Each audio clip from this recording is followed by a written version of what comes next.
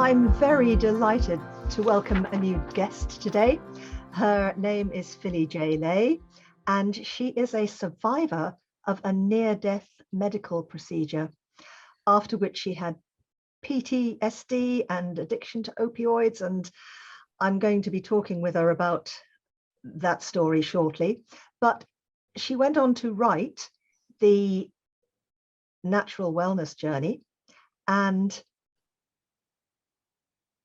she speaks about her views and her experiences and her wonderful knowledge about natural healing methods, talking about which she actually got deplatformed from TikTok, of all things. And she has just recently started a podcast called The Wellness Way with Philly J. Lay. So we will be producing a link for that in the show notes. And Philly, welcome. Thank you so much for coming to talk with me. And may I start, please, by asking you about this awful experience that you had with the operation that went wrong? Absolutely. First of all, thank you very much for having me on, Anne. It's a pleasure to be here. So as you said, I had a near-death medical procedure. So nearly 9 years ago, I needed a spinal fusion, and they missed my spine with the anesthetic. So what happened with this is they went ahead with a 6-hour operation, and I was kind of under because they had the mask on me. But then when they brought me round from the surgery and they cut off all my nerves and all my bones, taken out this completely shattered disc in the bottom of my spine, put a metal cage in, and then grafted everything back in, and there's meant to be an anesthetic in your back so that you don't feel the pain of it when they bring you round, and they'd missed that. And I can still hear the scream when they brought me round. I don't think that scream will ever leave me. And my body shut down and I went into a coma, and I just wanted to die. I absolutely wanted to die. And I was taken to my room.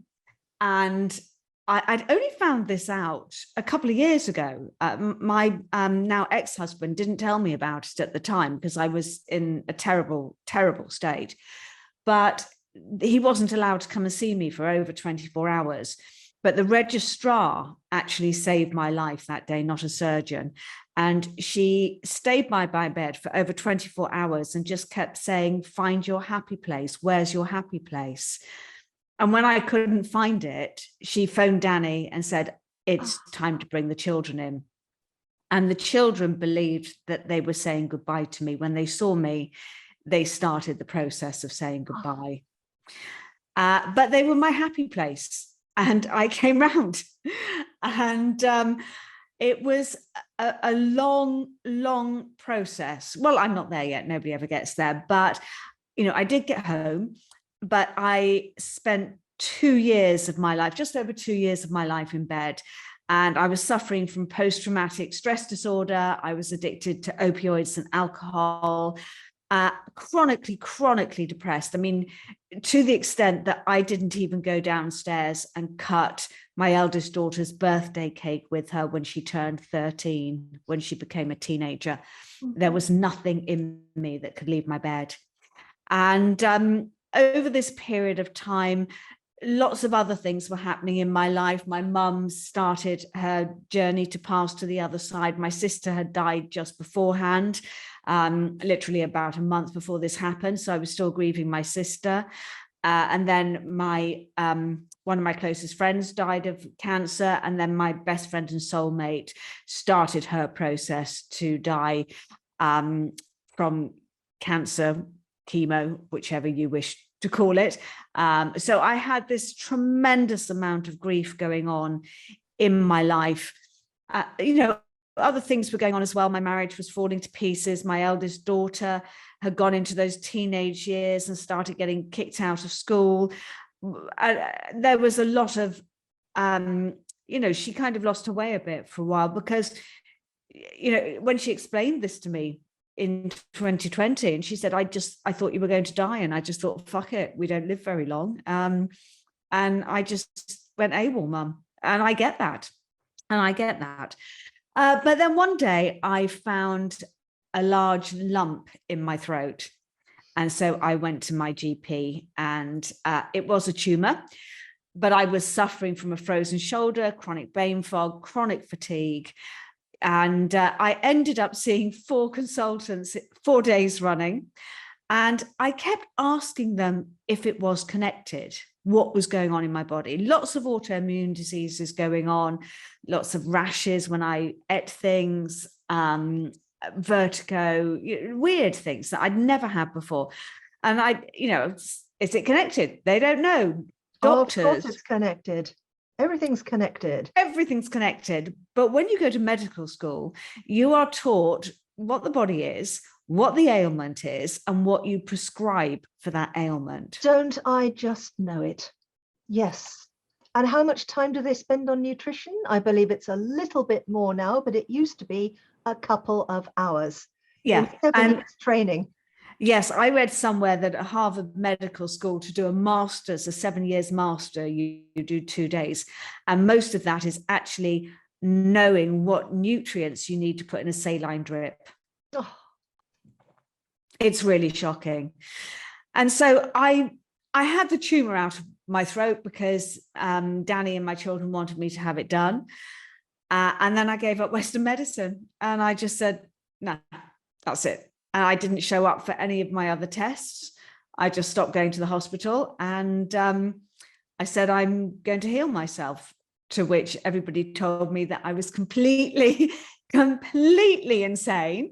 And my doctor spoke to me and said, listen, this is not, yes, you can change your diet, you can do a few things, but we've taken out half your thyroid. And so you do need to be on thyroxine for the rest of your life, or, you will be chronically fatigued and overweight. And I just said, watch me. And I went home, and I'd spent a lot of the 2 years in bed doing endless courses on natural health because of all the people that I was losing.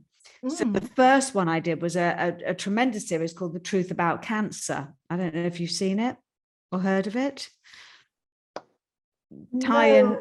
Ty Bollinger.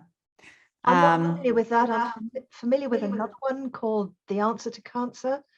That I forget the guy's name now, but yes, I know the type of teaching that you're speaking about. Yeah, and I was just... They've known about a cure for cancer since the 60s, and it's yes, rigorously suppressed. Yes, there is so much money in cancer. It is unbelievable.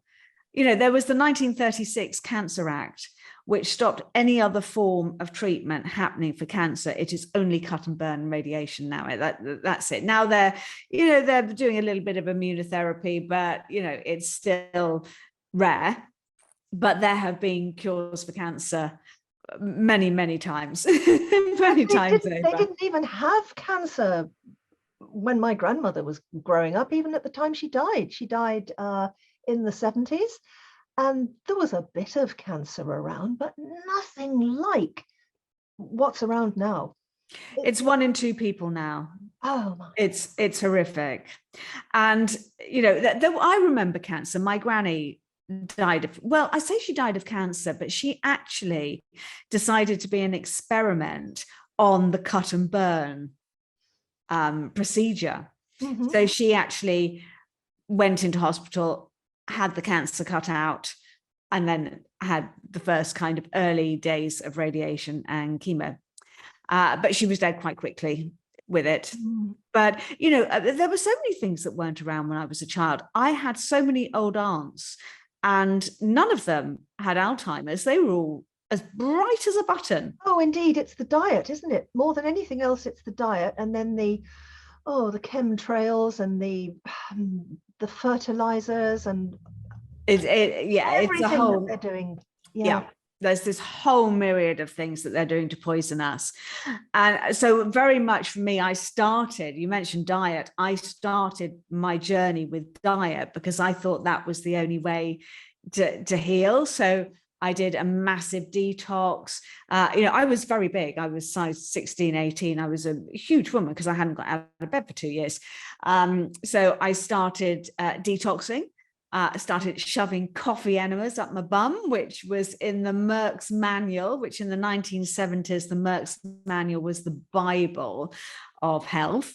I don't even know if it exists anymore, but coffee enemas, because they don't only just clean the colon, they clean, detox the liver. So I'm just like, right, let's flush it all out. I learned about all the heavy metals that are in our diets, that, you know, all of this information that I was learning on the truth about cancer. I then did the truth about detox, the truth about vaccines. You know, I did a lot. You know, Dr. McCullough was my god, who is now one of the most bastardized doctors in the world. Dr. Zach Bush, MD. I mean, there were tremendous doctors that I learned from. And I just remember endlessly listening, watching, trying to take notes with what little strength I had. And every hour was what I just called a what the fuck moment, because I'm just like, what the fuck? I mean, things that I didn't even realize that, I had 2 amalgam fillings that I'd had when I'd gone to a dentist when I left home to go to college at 16. And I didn't know they were full of mercury and poisonous. So, indeed, nobody did. And I've still got amalgam in my mouth. And you need to get that out, love. Dentists, where are they? They've disappeared. This is Doctors the problem. Have disappeared. Mind you, it's a long time since I actually consulted a doctor, but now if I wanted one, I don't actually know what I'd do. So and the problem is finding a biological dentist, which is really, really hard. The last one that I had told me to brush my teeth with a good fluoride solution and not to spit it out. Oh, God. No. And here's me campaigning to keep fluoride out of our water. Out of our water, out of our toothpaste, out of everything. Yeah. There is no place for fluoride in the human body. And the fluoride product. It's the fluoride they put in our water is basically a petrochemical byproduct from aluminium production. Yes, I know. It's toxic.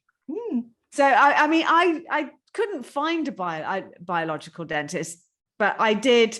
I found one who kind of said, no. And I said, so I need to know that I'm going to have gas and air, that you're not going to let me inhale any of this mercury as we get it out. And when I got there, he opened the bloody window and he said, and I'm going, no, I thought you were going to do this. But the reason I went ahead with it, because on the final series that I watched not that long ago, about 4 years ago, on the truth about cancer, they did a whole 5 days from the Far East on Chinese medicine, homeopathy. And there was a brilliant homeopath there in Singapore. And he said that he wouldn't even treat somebody with cancer unless they had the amalgam fillings out. He said, there's no point. And this is when I had the tumor in my throat. And I kind of thought, right, I got to get them out. So I kind of stuck with it, went ahead. But yeah, I learned about all these toxins and all these terrible, terrible poisons. I gave up all kind of normal skin products and hair products, cleaning products, and made my own. I kind of look like I have makeup on, but it's actually all natural oils that are blended on my face with astaxanthin in, which is super for you. So, there are lots of things you can do around it.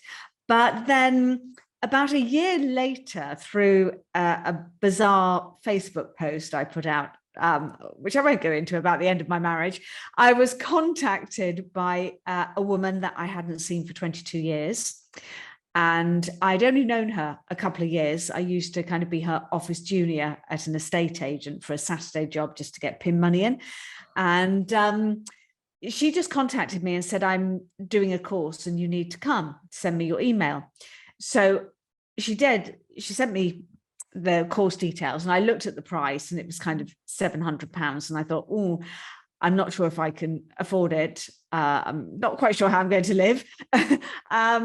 And then she sent me a message straight away going, by the way, it's a gift from the universe. And if the universe gives you a gift, you take it. Oh, you take it. Yeah. I'm like, okay. Wow. And so I rocked up a week later to something that I'd never heard of before, which was an EFT course, emotional freedom technique. With that, yes.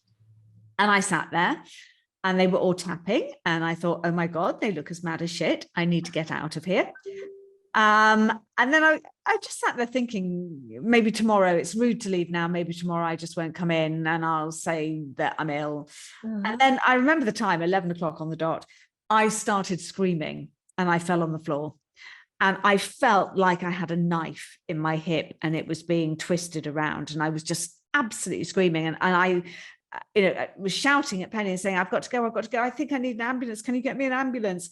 And then I thought I was having a heart attack. And it was just awful.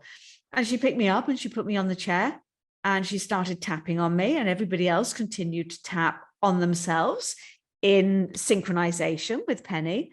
And 2 hours later, all the pain had gone, and she flicked the switch on the screen.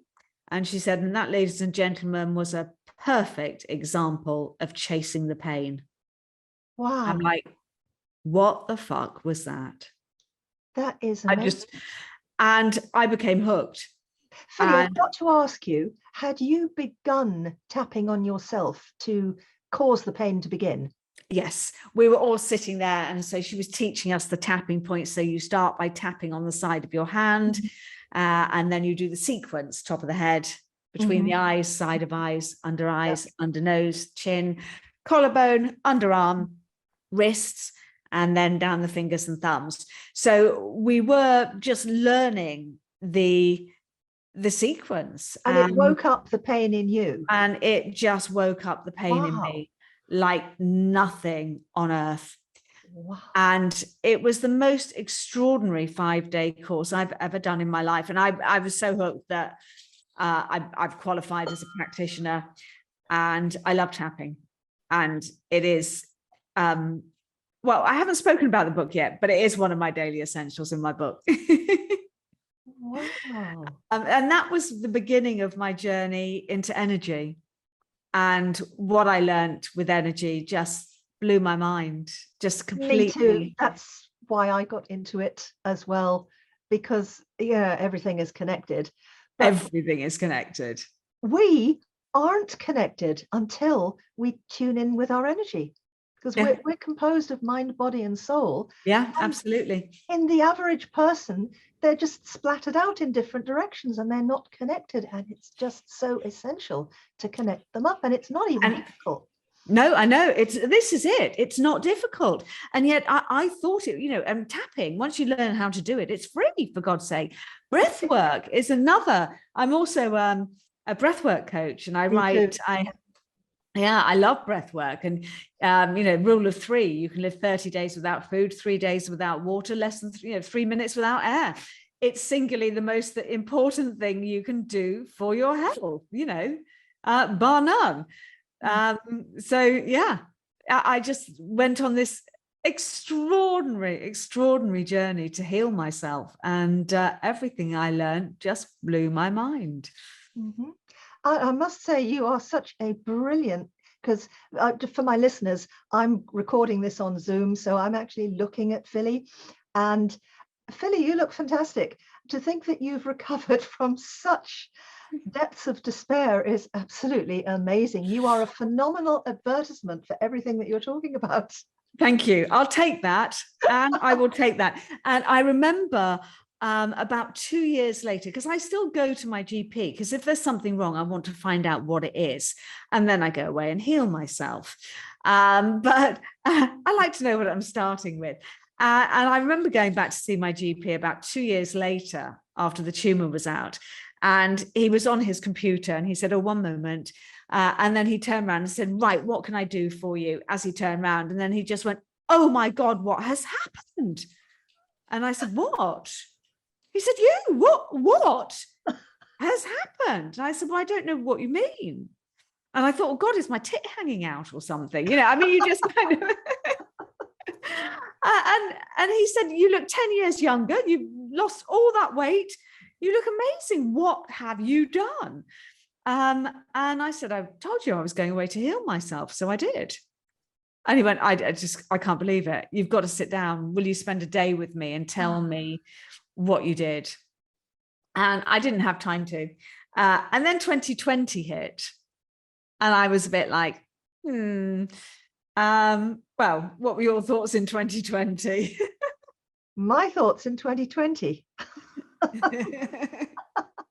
There isn't enough time left, Philly, but No. basically I'd seen it all coming, because I've been tuned in with not only alternative therapies, but also alternative points of view. I've been on the wavelength of people like David Icke for years.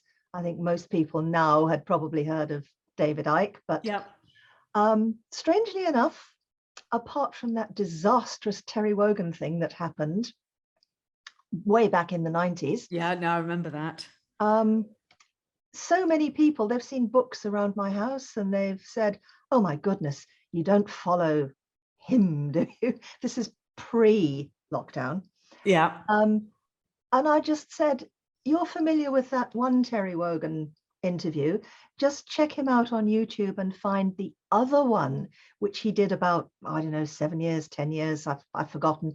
Some years later, Terry Wogan had to eat humble pie, because even back then, so we're going now into, I suppose, the early 2000s, even then, the truth of what David Icke had been saying was becoming more acceptable, shall we say. And even that's a long time ago. Yeah, it's I mean, you hear so many people going, he's controlled opposition, he's a shill. And no, he's not. I've met him a few times. I've been up on iconic TV. I don't know anything. I can honestly say the one thing I can say in complete honesty is I don't know anything anymore, but I do know that we can heal ourselves, that we have these extraordinary, extraordinary powers that they do not tell us about, because there is no money in healthy people. Exactly. And so when 2020 hit, I'm like, well, first of all, I couldn't believe people agreed to be locked in their homes and wear a mask. I was just like, really? Philly, we've got to continue this discussion on another occasion. Yeah. We've got so much to talk about. No, I know. Well, I'll tell you where I'm leading. So okay. I decided to write my book, The Natural Wellness Journal. So I just kind of thought, if people know how able they are to heal, they will go, it's okay, it's a flu bug and I can heal myself from it.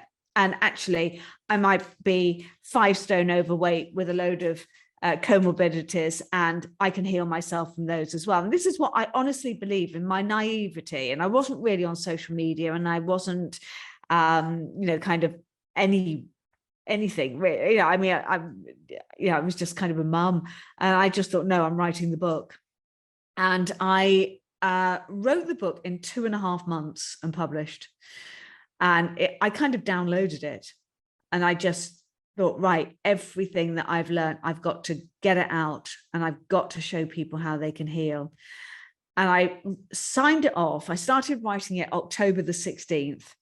I paid for an editor with Balboa Press, but there wasn't time to get it edited because I had decided it was coming out in 2020. And I told Reed Tracy, who was the CEO of Hay House, that it was coming out in 2020. And so it was coming out in 2020. And I signed it off on the 21st of December, 2020. And I said to Balboa, can you publish before Christmas? And they went, well, mark it urgent, but it is 2 weeks to get it published. I said, okay, can you contact Amazon and can you get it up as a pre-order? And they laughed and said, well, no, because one, they would never, ever do a pre-order for a self-published first-time author, unheard of. And two, it's a completely different format, so they can't do that. It's another 2 weeks after us. So this is out, realistically, it's coming out the end of January. And so I was knackered because I'd been writing a 20-hour day, 7 days a week for 2.5 months. And I lay down on my bed and I started doing collective consciousnesses around the world. So I was doing tapping, I was doing soma breath work, infinite breath, I was dancing, I was doing meditation, I did didgeridoo. That was a cracking one. Never done that before. Bloody loved it. And all the time, I just visualized my book being on Amazon before Christmas. And I checked the Balboa webpage on December 23rd, and it was up. They'd done it in 48 hours. And I'm like, yes, I'm a published author in 2020. Wow. And then on Boxing Day, I just thought, I'm just going to check Amazon. And my daughter said, oh, don't be stupid. For God's sake, Mother, they've told you it's not possible. And I'm like, and I had a look, and there it was. It was up as a pre-order.